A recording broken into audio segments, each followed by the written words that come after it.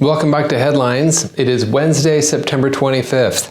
I'm Wes Austin, and these are today's top stories. The Biden-Harris Commerce Secretary Gina Raimondo said this morning that Americans should extinguish Donald Trump from politics. Yeah, that's the word she used. She was on the MSNBC show Morning Joe when she said this about Donald Trump. How did we get here? Let's extinguish him for good. We have an answer. We have a remarkably talented candidate who is sincere, who's pragmatic, who's open. Let's just get it done. Let's extinguish Trump for good? This is after 2 failed assassination attempts. It's funny how if a random guy on Twitter says something like this, the FBI shows up with handcuffs and a SWAT team. But when a Commerce Secretary says it, they just retweet her with a thumbs up emoji. Look, if your plan for winning the White House involves no press and extinguishing your opponent, you're not running for president. You're running for crime boss of the Gambino crime family. Former President Trump has been briefed about real and specific threats from Iran to assassinate the Republican presidential candidate.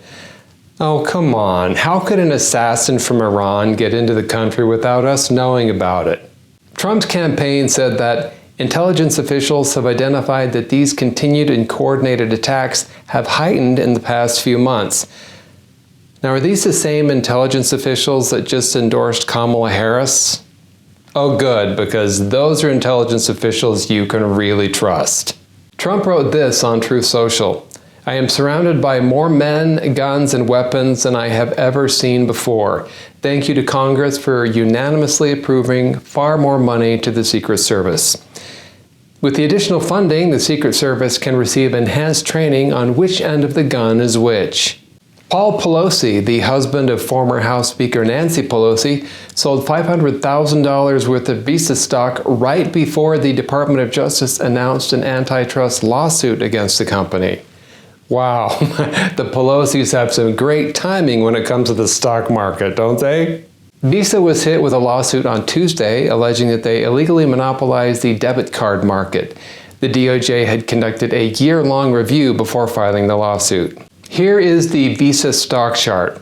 Now let's see if you can spot the moment that Paul Pelosi's spidey sense started tingling.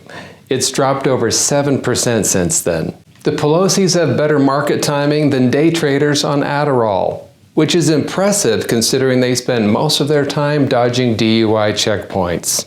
The FCC has reportedly approved a fast-tracked deal allowing Democrat billionaire George Soros to purchase over 200 radio stations across 40 U.S. markets, bypassing the standard national security review process.